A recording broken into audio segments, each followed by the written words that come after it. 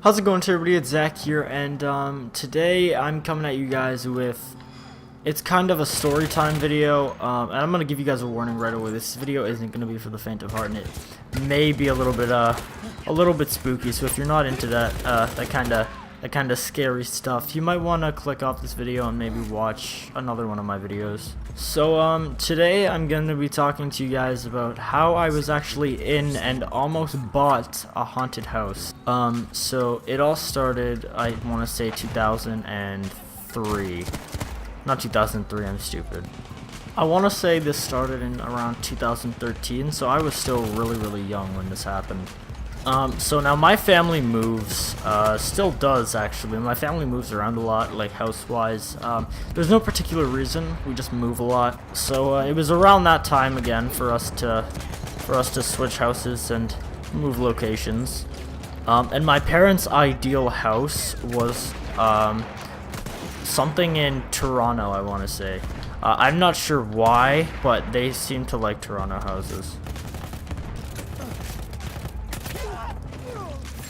Oh, that was gruesome. Surprisingly, we couldn't find that many houses available, but we did find this little house in like the center, in the heart of Toronto.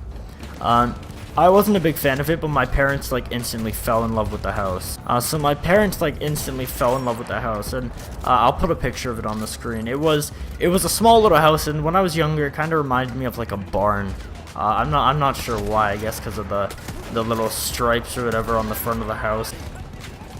So we made an appointment and we went to go see the house. The upstairs of the house, like it was decent. I mean, it wasn't anything too grand, but it was pretty cheap, and for the price, I mean, it was a pretty nice house. I can't even lie. So on the main floor, there wasn't much. Obviously, there was just like the kitchen and the living room. The kitchen, I remember, was kind of dirty, but I mean, that can just be cleaned up. So the main floor and even the upstairs weren't the problem. Where stuff started happening, I guess, it came down to the basement. As soon as we got down there, it was freezing. And I don't know, something about it just felt weird. But once again, we figured that stuff can be fixed. We just get a heater, and that's no problem. But we started to look further into the house, and we noticed around the corners there was a lot of mold and just like, I don't know, stuff that there shouldn't be. I just got like a really weird vibe from the basement. I don't know, I didn't feel well going down there. I didn't feel like safe. I don't know, it just wasn't a very good experience for me.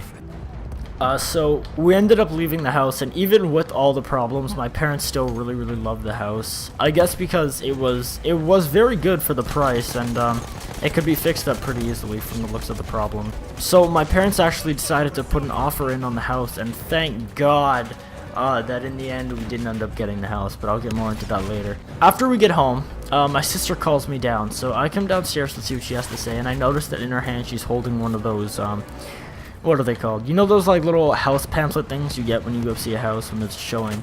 She was holding one of those for the house that we just saw. So I asked her about it, and she said that she noticed something weird in the picture.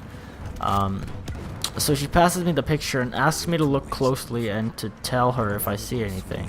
I stood there for like probably a good 2 minutes just staring at the picture, and I didn't really see anything, not until my sister pointed it out. She pointed to the middle window, and I'm actually gonna put a picture up of the house on the screen. I'm not sure how it'll look or if it'll be clear, but I remember it was clear as day when she showed me. There was what looked to be like a 30-something-year-old woman in a white gown standing at the window. But the dress she was wearing, it didn't look like something that you would find in 2013. It looked like something from like maybe 30-40 years ago. Me not knowing that, I thought just maybe she has a weird style and likes old clothes. So I asked my sister.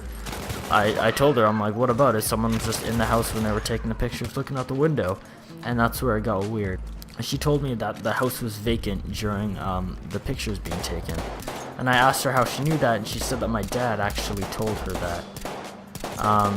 Of course, I didn't believe her because she's my sister, and I don't believe anything she says. So I went to my dad myself, and I asked him, and he told me that the house was completely vacant when the pictures were being taken. And that really freaked me out because, okay, that's not, I don't even know how to describe how I felt after hearing that. I was scared, I was shaking probably, I don't even know, it was so scary for me. Little 10-year-old Timmy just finding out that there was a ghost or whatever that was in a house that he just went to go see. I don't know, that was a really horrifying experience. My parents played it off and said that it was just some sort of like camera trick or that my eyes were playing tricks on me, but I don't know, stuff like that. It didn't look like a camera glitch, but I mean, I don't know. Even after all of this, my parents still went through with their offer and tried to buy the house because they thought that it was just something wrong with the camera and that nothing was really going on. Our offer eventually didn't end up going through because there was some sort of problem. I'm not exactly sure why, but I'm so glad it didn't go through. And my parents, being the crazy, well, I was gonna say white people, but only one of them was white, but being the crazy people that they are, decided that it would be a good idea to go see the house again, and to bring me and my sister. I don't really know, but my sister wanted to go. And my parents actually wanted to go see the house again, and my sister, thinking that she was some sort of fucking Ghostbuster or some shit, wanted to come as well. And of course I had to go because they're not just gonna leave me home alone. So we went, and once again, as soon as we got into that basement, I just felt sick. Especially now that I knew something wasn't normal, it just wasn't a very good feeling. As soon as we got to the basement, I was begging my parents to take me home, or to take me in the car, and for me to just wait. We eventually gave up on the house, and it ended up being sold to somebody else. Within, I want to say, 2 months, the house was up for sale again, which begged the question, why were the new owners selling the house so quickly? My parents figured that maybe they just didn't like it, or that the mold was too much of a problem for them, but there wasn't that much mold, guys. I may have been young, but I can still remember that, and I don't know. Just something just doesn't add up for me.